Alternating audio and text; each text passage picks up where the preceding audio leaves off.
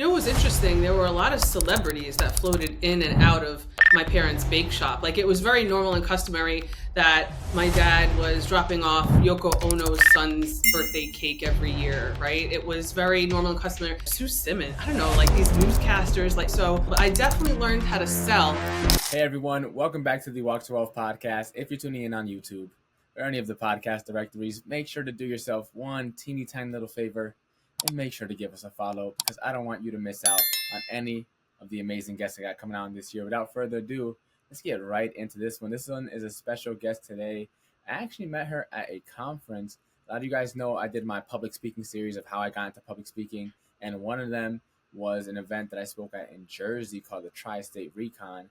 And so one of the people that I got to meet there was, of course, Dana herself. So Dana, for anyone who hasn't had the opportunity to get to know you, to get to meet you yet, tell us your quick little elevator pitch. Who are you and what do you do? Oh my gosh. I'm the leader of your fan club, John.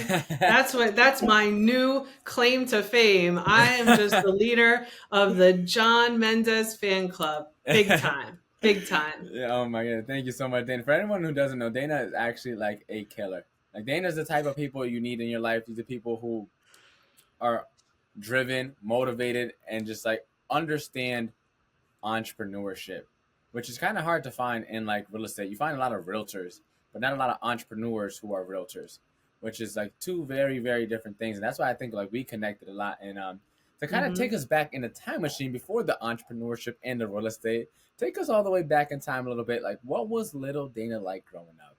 Little Dana. Oh my goodness. New York City in the 80s. That's right. 80s baby. My parents, amazing people. My mom was Black, my dad was Puerto Rican, and they took SBA money and invested into owning a bake shop, a bakery. Wow. On Park Avenue in Murray Hill, New York City, one of the most affluent neighborhoods. However, we rented, we didn't own anything. So we were like humble beginnings, ironically, in the richest neighborhood. Make it make sense. Yeah, that's something you got to blend in sometimes.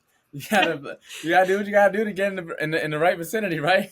Oh my God. We didn't own a car, right? Because this is New Yeah. York City, Manhattan style. We didn't own a car, but some of my friends in school actually were chauffeured to school. It was crazy. I was like, so talk about either end of the spectrum. Like we didn't have a lot really, like just scraping by, self-employed bake shop, and just surrounded by what could be.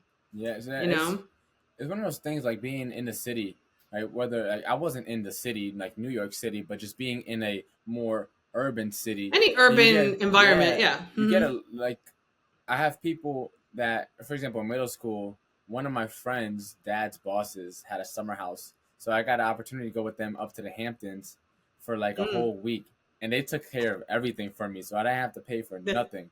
And I had a blast. Their house, I kid you not, like just in the downstairs, you walk in, you go downstairs, right? You see like it's like 5 beds, right? They're all like queen size beds, and there's like a divider between them, and then a ping pong table, and that's on the right side. You go to the left, you walk down a little hallway, then there's a movie theater in the corner which seats like 12 or 15.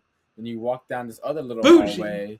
Yeah, you walk down the other hallway, right? You make a right now, and then you have like the little sauna room. There was a yoga room.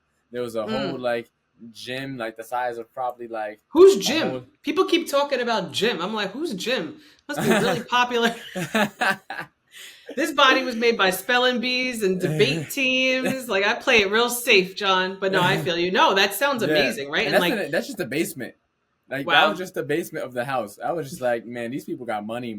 And I grew up in the project, so it's like, man, I'm like same thing, humble beginnings, but like you can see both sides of the spectrum. And so you said your parents started a bake shop. What was that like in the house? Because owning your own business, as you already know, is a lot of work. Now, being the kid of someone who was trying to run their business, right, and get it off the ground, especially in New York City, which is already like a super cutthroat place to try and run Sure. any business. Like, what was And it that was like? back then too. It was back. You know what was interesting? There were a lot of celebrities that floated in and out of my parents' bake shop. Like it was very normal and customary that my dad was dropping off Yoko Ono's son's birthday cake every year, right? It was very normal and customary. Alex Haley, right? The well acclaimed author was in and out of there. Sue Simmons, I don't know, like these Yeah. newscasters. Like it was just a very so. I don't want to say hustle, but I definitely learned how to sell because I was maybe elementary school They had you in grade the shop? and in the shop behind the counter, and I would act like I didn't know one croissant wasn't $20. And so I would give them the one croissant and take the 20 and look confused, like, do you want change? Look at my head. Do you want change? And they would be like, no. Right. And so I got it, and I think Yeah. the art of influence started a little bit early, but no, it was a lot of fun. And my parents learned a lot spending SBA money into, I found one of their tax returns and I was like, man, they were making a lot. And I think the challenge is the artist of the bake shop and then the business entity, it wasn't really in alignment to Mm, survive past 11 years. And I think that it's a shame because there's so many people who are so talented, John. However, they're missing the piece of the puzzle in terms of how to run the business and also intersect and leverage their art. And then yeah. they don't get paid their proper due over time and they can't scale because they hit a wall or they need a resource or they didn't really get great counsel or guidance. And I think in retrospect I'm like, it's interesting that, thank God, I've been in a way, in a role to help others, just lifting as I'm striving to climb. And I just think that's a big missing ingredient, especially for people who look like us. I mean, we look like No. cousins today. Look, I brought back the curls. It's good. I couldn't get on here with a blowout. Oye, mira, I couldn't get on here with a blowout with John Mendez. I was like, we got to get these curls popping, Oh my god! I was gonna you do my know? hair this morning. I was just like, man, too much work. So I got a little headband on to put my hair back, get out of my face. But oh my goodness, I was gonna have my hair Listen, out, but it's so much. You these have to plan curls for are it. a full-time job. You have to plan, right? It's like it's a marathon. You got to plan for it. No, 100%. And so I was gonna touch on what you said too, because I don't know. Have you read the book The E Myth Revisited? no, but I I'm taking I notes. highly I'm always recommend it. You taking would notes probably over here. resonate with this on such a deep level, because the book, the example in the book, it literally is a person who started a bake shop. Like Oh, literally. So this would probably resonate perfectly with you. So pretty much similar story. Like the person in the book, the narrator, mm-hmm. right? He's pretty much narrating about how this lady who loved baking ended up starting her own bakery because she loved to bake and figured, why not just turn my passion into profits, right? And so she started Sure. her bake shop, and she just had a whole bunch of just mess ups. Like she ended up hiring too many people, and then she was micromanaging, and then Mm, she still had people on staff, but then she was doing all the work because they weren't getting the work done properly, and then she had to, and like she was just going through a lot of mess ups in her business. And the narrator is like pretty much narrating the story, but then also showing her like where she went wrong and then coaching her in real time, kind of throughout the wow. book. It was written really, really dope read, and it Wow. goes to show how there's three types of people, right? When it comes to starting a business, right? There's a technician, which is the Mm-hmm. person, they're really skilled at something, right? This is where your parents, and in the person's case, the bake store owner, right? The bakery owner, they're really Yeah. good at baking, right? They're really good at the thing, and because they're really good at the thing, they figure out, like, they figure, why not turn that into a business? And so they go into entrepreneurship, but they're technicians, and technicians don't run businesses. They're just good at the task that needs to get done, which is, in this case, baking, right? And he Sure. talks about, then we have managers, and managers need to learn how to manage people, need to learn how to manage systems and all these things to keep everything in order. And then on top of that, there's entrepreneurs, if I'm not mistaken, are the three. And so, like, in Mm-hmm. order to run a business, you need to be an entrepreneur, and that comes with a very different mindset than being a technician, which is very skilled at the one thing, which in this case is baking. And so Sure. I think you would resonate Yeah. with that on such a deep For level, because sure. like your Yeah. childhood plus the book is Yeah. like also about entrepreneurship and business and scaling. That book Yeah. gave me the clarity I needed to be okay with leveraging. And so that's when I decided to hire my Mm. first video editor. So that was about a year ago. I mean, I left that guy a while ago, but it made me hire somebody, and so now I got Yeah. somebody working out with me that take care of all the video editing for this, right, and all my video editings for my AI Yeah. stuff and the courses and everything. But a little bit of That's a great. tangent. And that's growth. No, and that makes perfect sense. It also, it's the Achilles heel in terms of, being the manager and the entrepreneur, because realtors are technicians, right? Like they're putting buyers under contract, they're selling properties, they're taking listings, they're taking inventory, all the things. However, there's a lot of components to scale and to grow. And in real estate, not every realtor, frankly, right? Real estate Mm-hmm. agent is that business mind, Mm-hmm. right?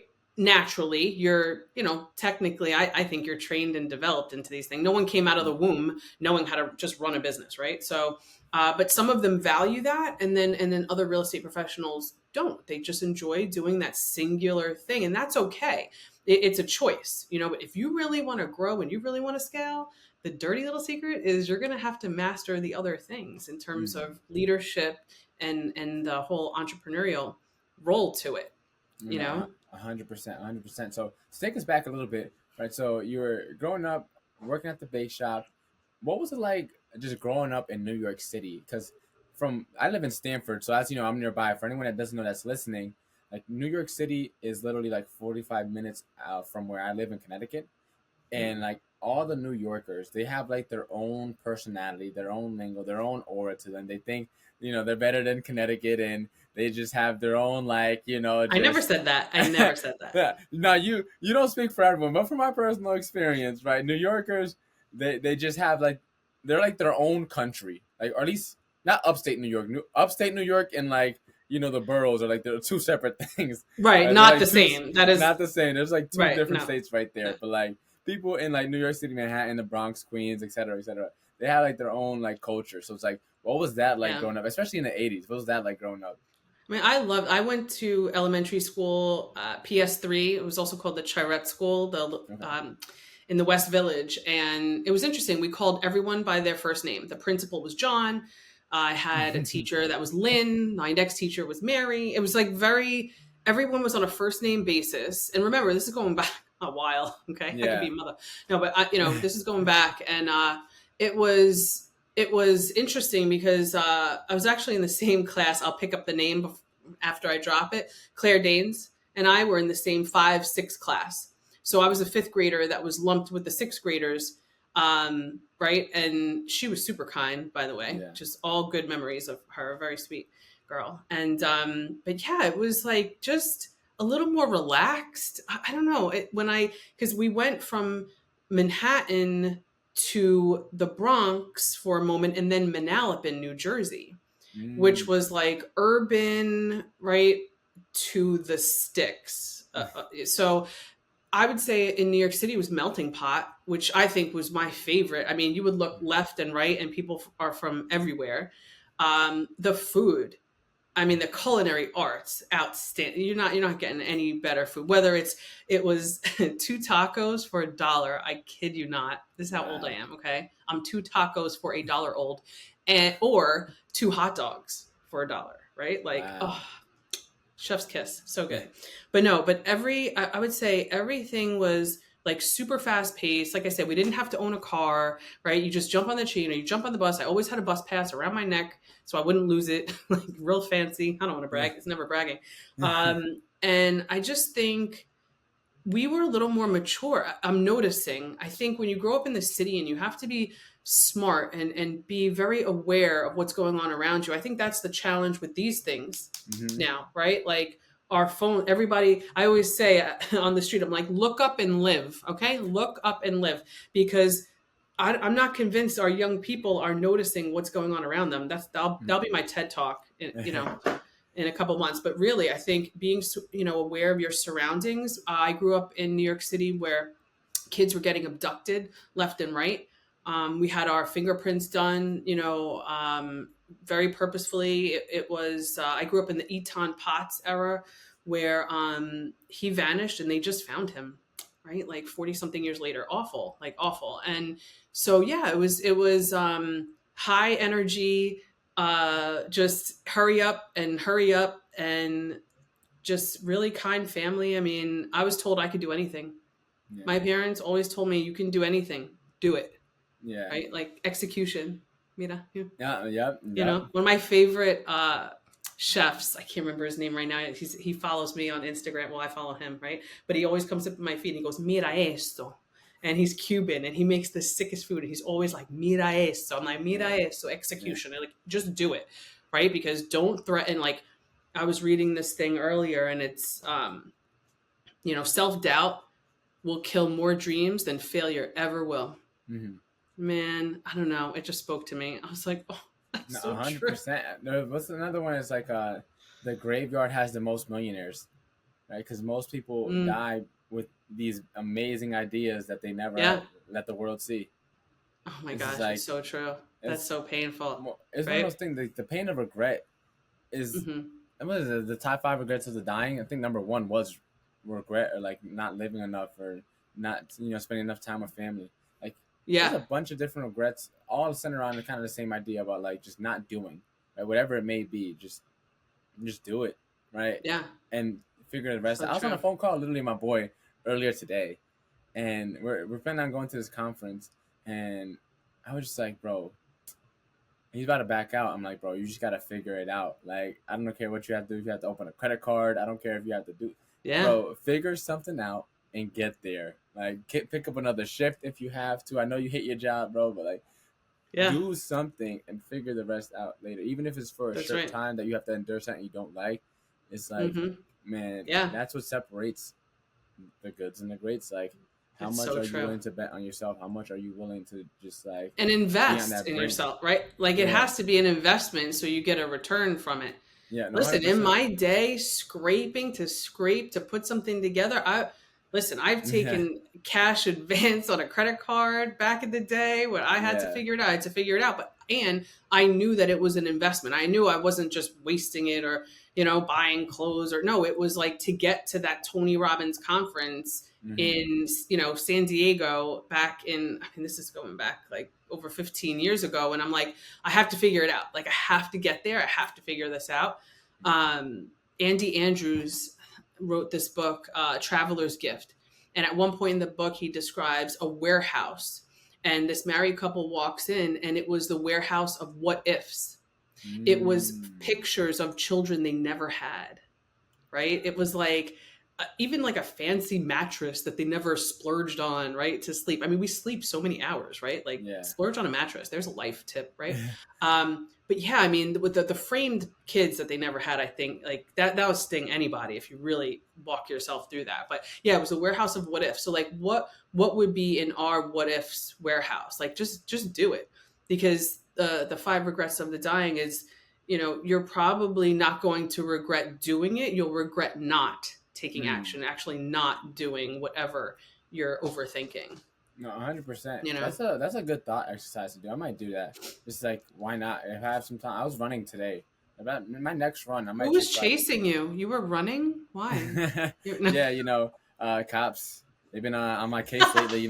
They seen the growth, and it was like, now we got to put a stop to this before it gets out of hand. The AI's taking over. We gotta stop John. AI.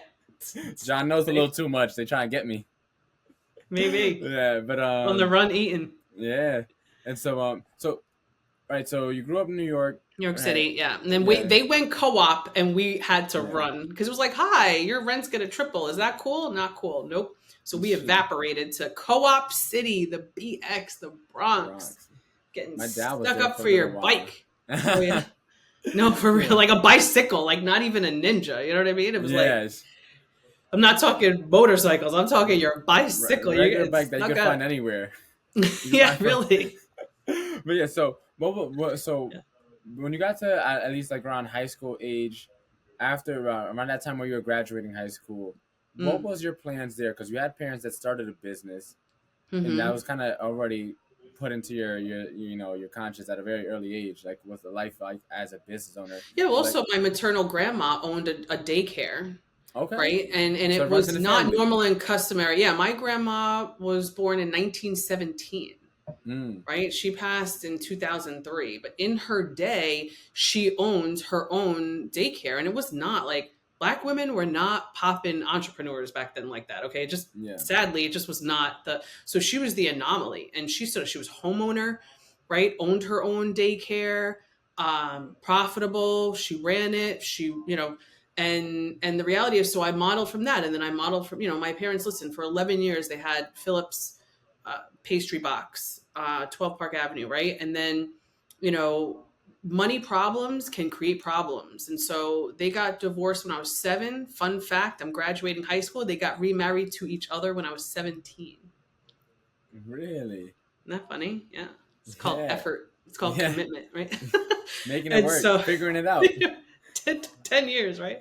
But they co-parented brilliantly, by the way. But yeah, so I was also single, mom household and I'm my parents' only child, although I have 5 amazing half siblings from my dad's previous years relationships. And yeah, so we went to Manalapan right after Co-op City because my godparents were doing really well, and they knew we were having issues finding suitable place to live, me and my mom. And my godfather hit the .com era at the right time. He got in, he got out of it at the right time, and needed a write-off, and they bought a little condo, and we lived there for a long time, and it served us very well. It certainly served me well.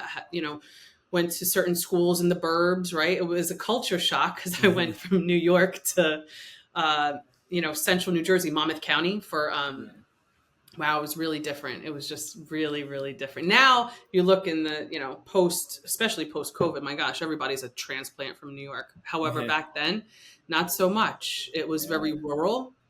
It was very, white Anglo-Saxon, and also white, just very, right, non-brown.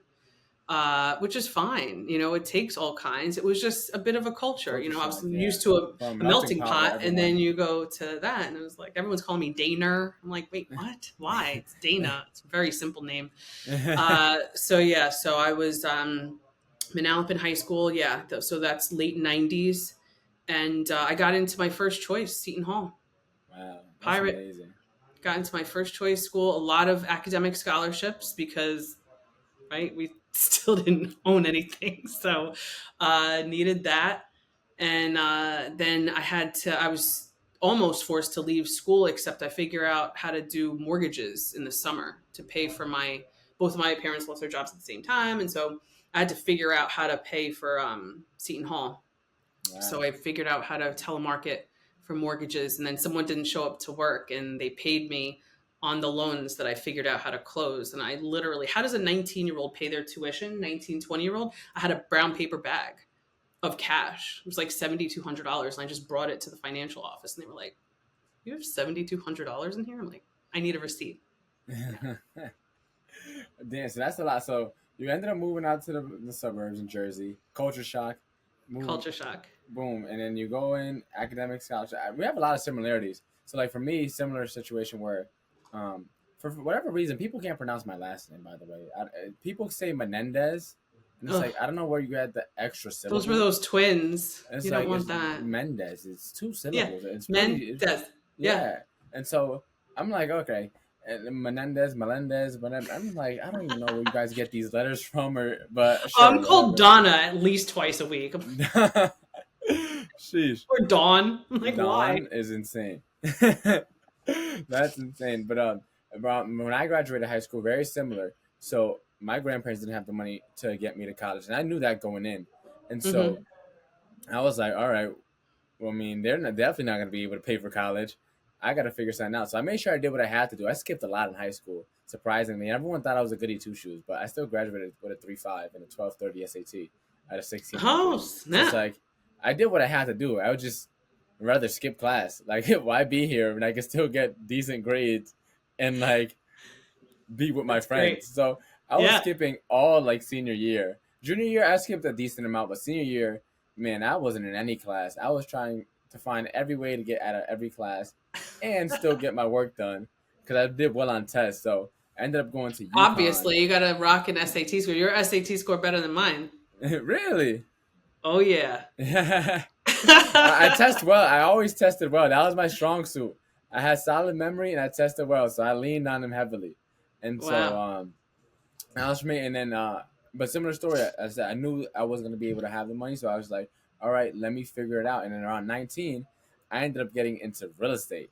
So I mean, I also got into it during the pandemic, but so a very similar story. Oh, So wow. right, you at Wow. 19, I you were love getting into that. mortgages. Me at 19, I was getting into becoming an agent. So almost not identical, but very similar. Sure. Yeah. I mean, Yeah, sales driven industry in real estate, right? Because I was yeah, funding the product that was being sold, and yeah, intense. I never left it either. yeah. So what You was that know, like? So did you end up doing that throughout your entire four, or did you like leave to go into mortgages? You can no, take it was that. sophomore. It was my summer sophomore year. Moving forward, I would work, and it was hard because I was going from South Orange, New Jersey to Staten Island, New York, which there's no Mm, direct route. You actually have to go from northern New Jersey to Manhattan, and then Manhattan to Staten Island. wow. Bizarre. But like where there's a will, there's a way. Like you're gonna figure it out, right? You're gonna put it on the credit card, whatever you have to do. You know what I mean? I was like, I am getting there because I didn't come this far to only come This this far. far, Hmm. right? So that I figured it out. And I think that, people who are really committed, you will find a way, even though there feels like there's no way. I'm Yeah. like Liam Neeson, and I'm sure you are too. Like I will, I will find it. I Yeah. will find the way. I'll The, die on the treadmill, but not physically. Like yeah. Yeah, yeah, but yeah, I know what you're getting at. Let me ask you. So I was talking to this other guy. He's currently in school right now, but he's actually working with another guy that I know who's a big time insurance broker that's not too hmm much older than me. And so he's the guy I'm talking about. He's still currently in college, and a lot of a lot of his guys, they're just busting his chops because he's getting a little bit more into like sales and like personal development. He's starting to get into this entrepreneur business owner world, but he's also still very much in college. And so okay, like a lot of his boys don't sounds understand. It's familiar. like, oh, oh, you're gonna be with so and so again. Oh, you're gonna go do your sales job or whatever, and Yeah. like kind of bust his chops. So like, what was that experience like for you? Like having something where you're Watch, in sales, whoever's getting. busting that guy's chops is going to be asking if he's hiring in the next few years. Watch. It's funny because they're starting already. So that's Yeah. another thing. So me and him Mm. were talking. He was like, yeah, but a couple of them were like on the low, like when they're all together, they're all busting his chops. But then on the low, a couple of them be like, hey, man, I don't got an internship yet. Like, hey, can you point me in the right Right? direction? So did you experience like any of that when you were still in school? You know what? Interestingly enough, no. No, but I mean, if they were hating on me, they weren't doing it to my face, Oh, right? Because I think it was also like I had a lot of like-minded people yeah, that I was connected to and friends with. I've always been pretty selective in who I communicate with and and it's not, oh, I'm better at all. It's I'm selective because I have a very low tolerance for mm-hmm. crap, you know? I don't know. And Call me mediocrity crazy. is another one. Yeah, I it's love. just, I've I always just been the same can't. way, even before and that's why when like networking events, it annoys me when people say whoever shakes the most hands wins, because it's like Oh, how ridiculous, it's right? one, you can't even keep up with that many connections. One, No, but like no, two, you it's can't. like not everyone is even someone that you're aligned with. And so Right. it's You're like, not for everybody. I'm not for everybody, and that's okay. Neither are Teslas, and not for yeah, everybody. It's okay. Or maybe I should make another comparison because they're on the Rolls struggle bus Royce. recently. But roles aren't for everybody, and it's Yeah, okay.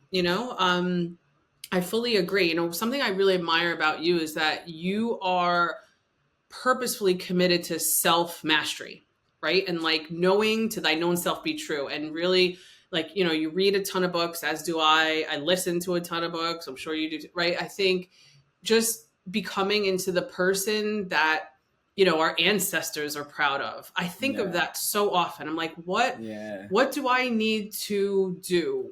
Who do I need to grow into to become someone who my great great great great grandparents, who I never met, obviously, would be yeah. honestly proud of?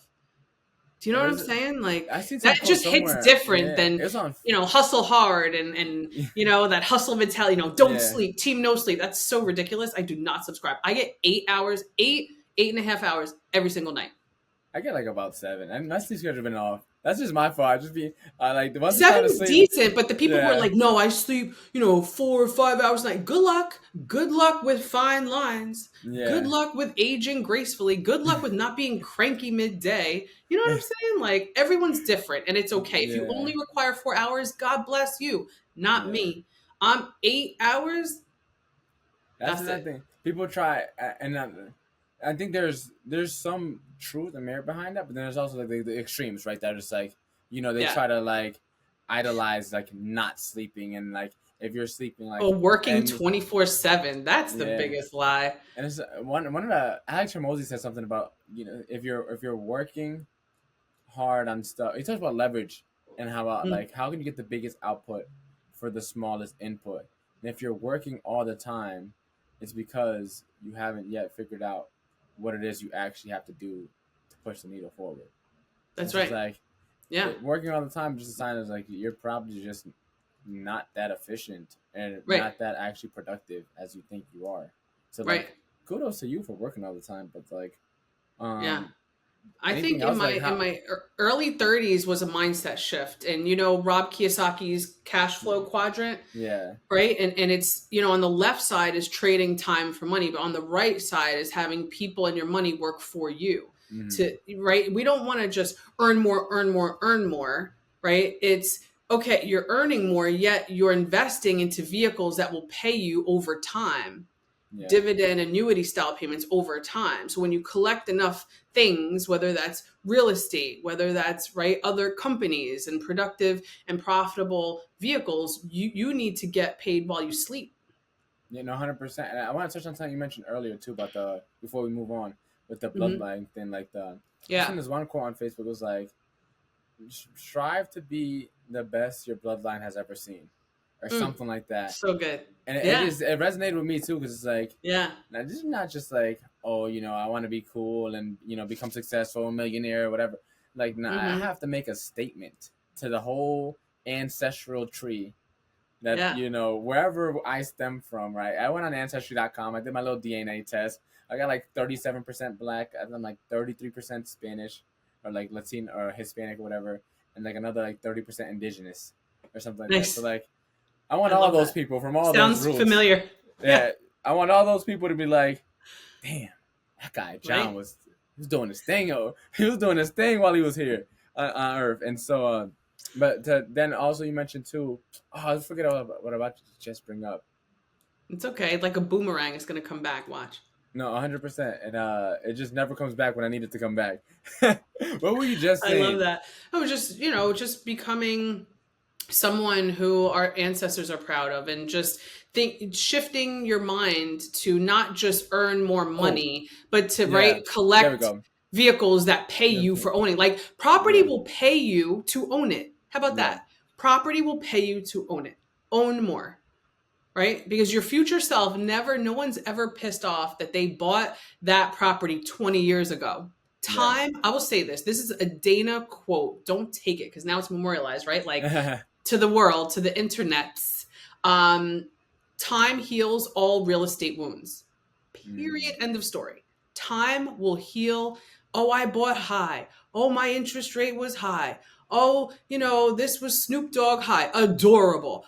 Buy it, right? Let a great tenant pay it off for you and move on and get paid. and there's I think a Drake quote that has really no actual like relevance to the conversation, but just because you said time heals all, is he Yeah. said time heals all, and heels hurt to walking. Wow.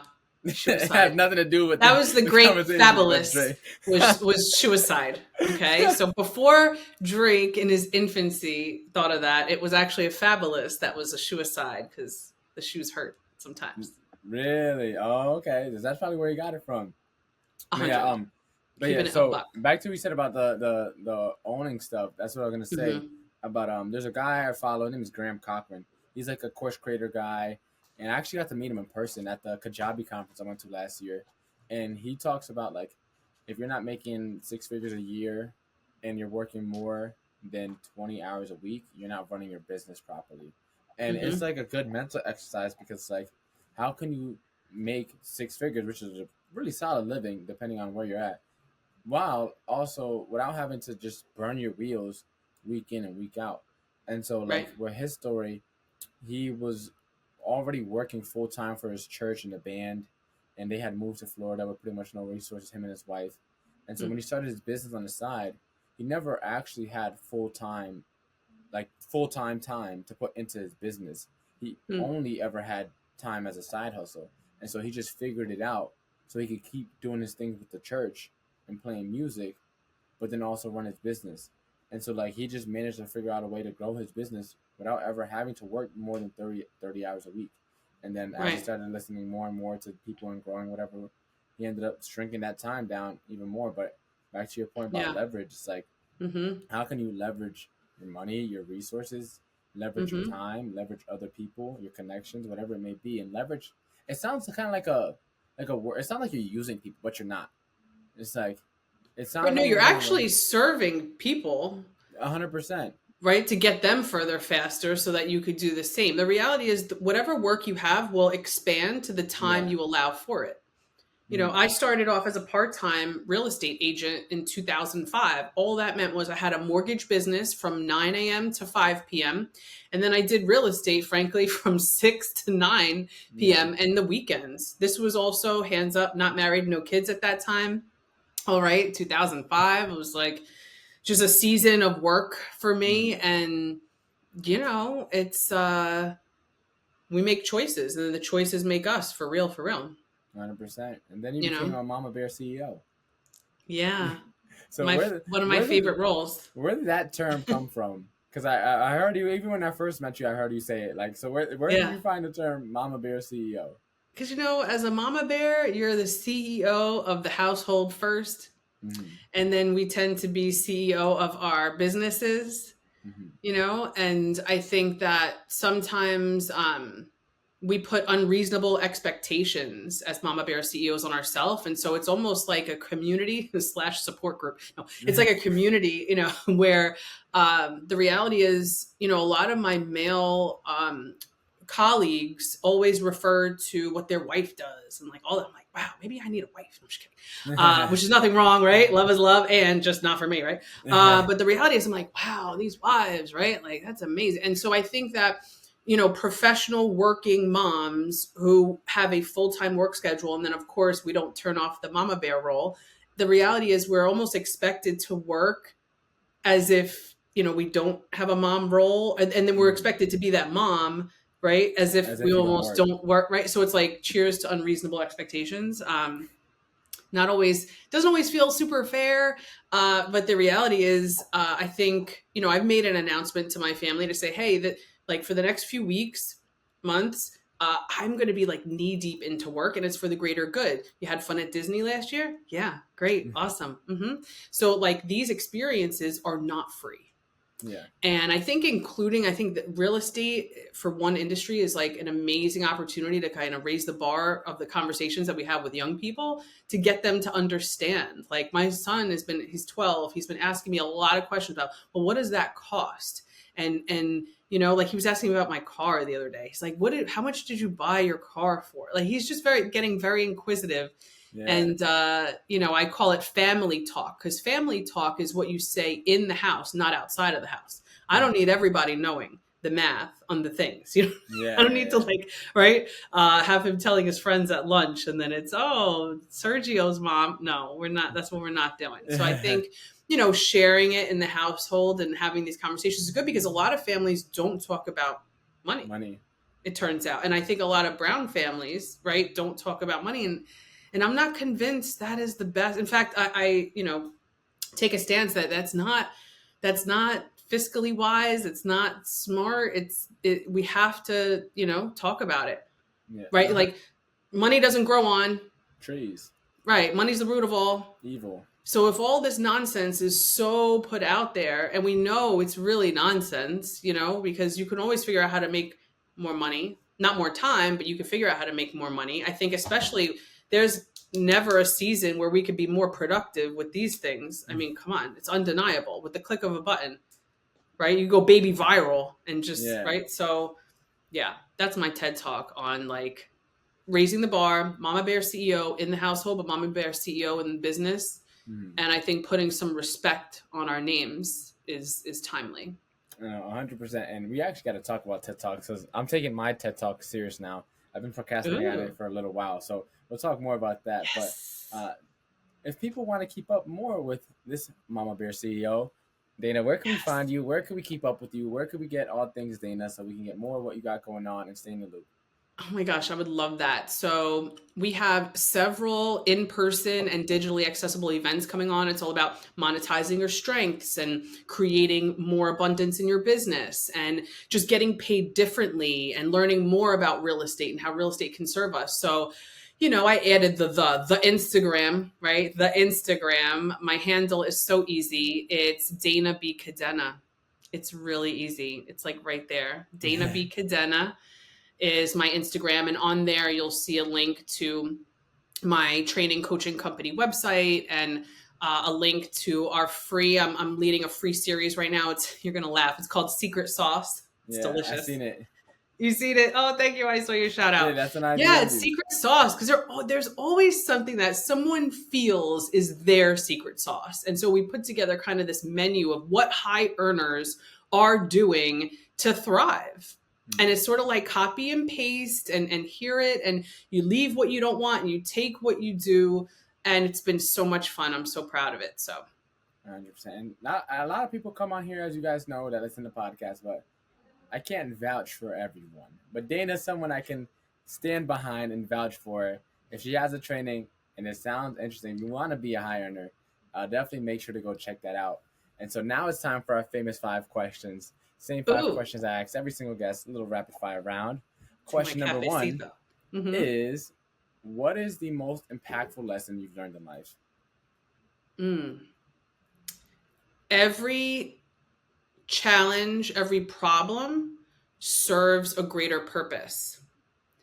And when we shift our focus on the glimmer of possibility in a perceived problem, it could be the launching pad for our best win, for our greatest triumph, for our best success, for our biggest home run. So what seems to be a challenge often is like medicine. What is the most admirable trait a person can have? How we treat people. How someone treats people defines you. Because I can have all the accolades and all of the degrees, and at the end of it, you have to treat people right. And it's not treating people as you would prefer to be treated. It's customizing it to the receiver of the treatment. And if you don't think representation in that matters, you must be really well represented. Okay, I'll leave it there. I'll leave it there. Yeah. If you had to change someone's life but only had one book to give them, which book would you recommend? I almost went on the good book for a moment, but let me calm down to a normal panic. So this is hard. This is really hard. In this season with the lesson question, right? Like the greatest lesson. And I'm going to give it to John Maxwell and say failing forward. Because you have to fall on your face in order to ironically thrive. You have to. And I think so many people rob themselves of some meaningful wins in their lives because they're afraid to fall on their face. I've fallen on my face and my face looks better today because I have. You feel me? Really. Because if it was all silky smooth, you'd never, right, enjoy a sunny day unless, right, it was pouring another. So that's it. 100%. That's it for me. If it was sunny every day, we would have a desert. And if it rained every day, we would have a flood. Right? It's called balance. Sometimes I eat tacos and sometimes I eat egg whites. It's called balance. All right. What is the legacy that you're working on leaving behind? So twofold. The legacy is really making sure that the great grandchildren I'll never meet are impacted by what I'm growing today. And it's also helping other people who could never and will never repay me. Like honestly helping massive groups of people who just will never circle back. And I'm okay with that. Because that, I think, is inserting the genius of impact to the world. And for anyone that wants to embark on their walk to wealth today, what is the first step you recommend they take? I would quite literally take two things. I always say that, two things. A strengths assessment. I'll give, it's by Gallup. It's Strengths Finder 2.0 by Tom Rath. If you buy the book, there's a code in the back, one-time use. You take it online, Strengths Finder. And two, I'm going to say get a net worth calculator. NET, net worth calculator. Because if you're not paying attention to your net worth, your network will never solve it. So I think really paying attention to what you owe and then what you own and reconciling that and just keeping a measure on it, no matter how painful or how fun, like always doing that, having a system behind it. Alrighty, well, Dana, that is our time on the show. Thanks again for hopping on. Thank you for being you. Thank you for coming into my world. And I'm glad we're definitely gonna have to do another one of these in like 6 months or so. This is a catch up and fill everyone in on what you have going on in the day to day and less of the backstory. But we have to give the backstory first. I love it. I love the context. You are a genius of geniuses. You're saved in here as John, the AI genius, and certainly not limited to the A and the I, but I'm grateful for you. So thank you.